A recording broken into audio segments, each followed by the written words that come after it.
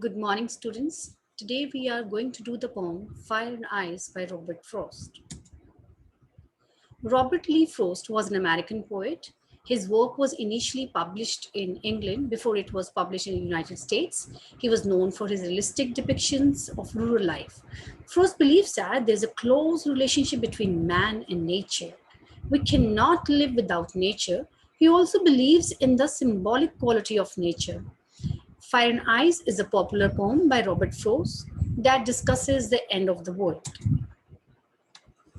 Let's begin the poem. Fire and Ice. Some say the world will end in fire, some say in ice. From what I have tasted of desire, I hold with those who favor fire. Here, desire stands for means strong feeling of wanting to have something. Means you have a strong desire to have something. You are obsessed about something.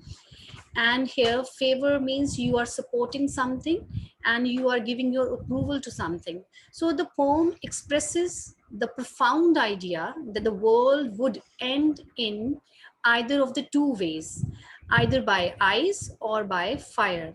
So one group is, some says means one group is of the opinion that someday the earth's core will get so heated up that it would lead to fire destroying the earth's surface.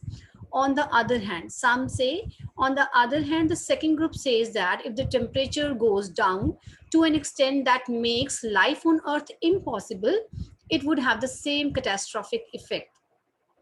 The poet then compares fire with the destructive features of human emotions, that is, desire. He says that from what he is aware about fiery desires, he would favor, I tasted, means he himself has experienced this thing. So he believes that he would favor the ones who says that it would be fire.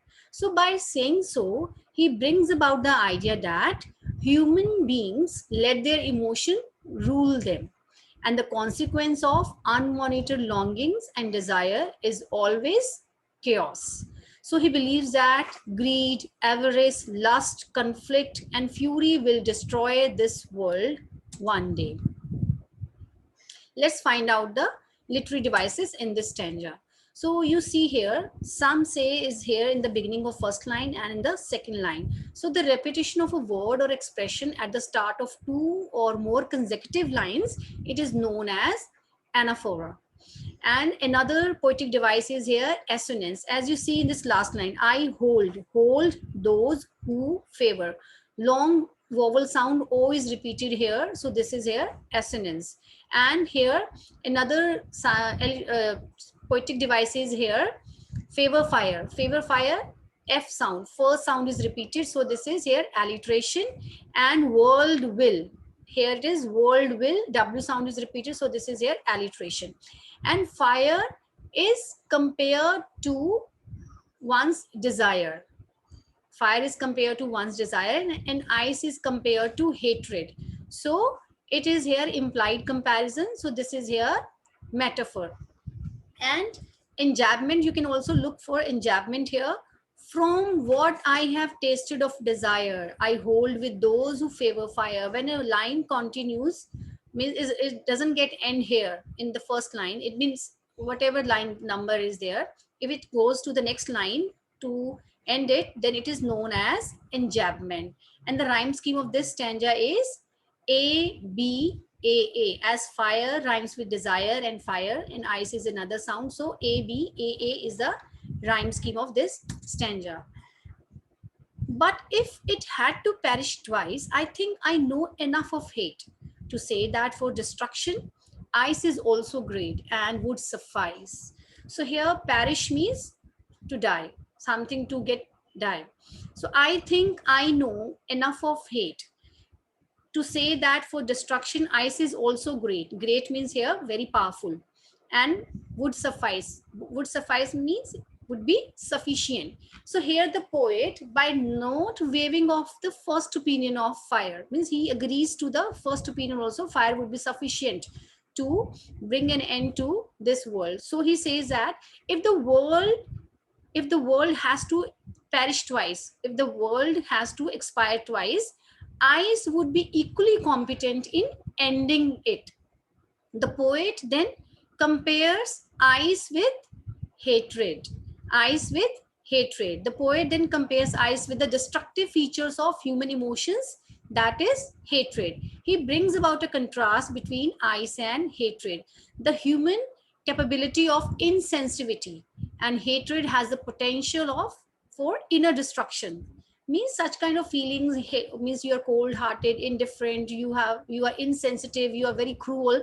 So such kind of things are have such kind of things have the potential for the inner destructions. So though slow and steady, it has the same effect that the desire has on us. So if given an option between fire and ice would be just as good as fire to destroy the world.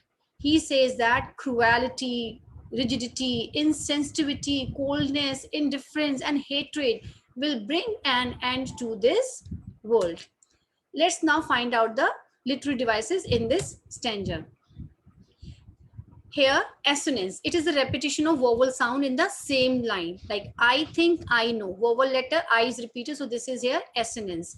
And here, human qualities is also given to the fire and ice, like that they have the power to destroy the whole world. So they are here treated as human beings. And metaphor, as fire is compared to desire and ice is compared to hatred. So this is here metaphor. And enjambment, you can see here line start from to say and it ends at here suffice. So this is a enjambment. And the rhyme scheme is here twice rhyme with ice and suffice. B C B C B, like hate and great, they rhyme. But if this stanza comes alone in the paper, you always start with A B A B A. Let's find out the central idea of this poem. The poem Fire and Ice by Robert Frost revolves around the central idea that human emotions are destructive when they are uncontrolled. They can destroy a person morally, mentally, and physically. The poet impresses upon the readers the destructive results of bearing ill feelings like greed, avarice, lust, conflict, fury, hatred, intolerance, etc. The poem very artistically underpins the philosophy that we let our emotions rule us. And if we don't control them, they will surely destroy everything around us. Similarly, he thinks fire and ice both are just as competent in bringing the world to a catastrophic end. Thank you, students. I hope you understood the poem very well.